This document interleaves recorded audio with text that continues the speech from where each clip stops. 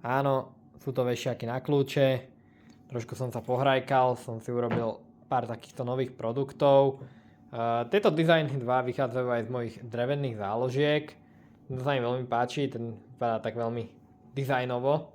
A tento som urobil pre seba, konkrétne toto vychádza už z tej mojej klasickej drevenej mapy mesta, ktorú si vlastne viete aj teraz objednať na mojom e-shope, že vlastne páči sa vám, alebo pochádzate, myslím si, z Michaloviec, chcete túto konkrétnu časť nejakú, tak ja ho prekreslím, dáte mi len proste lokáciu a ja už si ju z Google Map prekreslím a vlastne teraz už bude dostupný aj v takejto podobe vešiaku, takže vlastne len tak zavesíte, upevňuje sa to na stenu obidvoma takýmito dierkami, že len na stenu zavesíte a tak.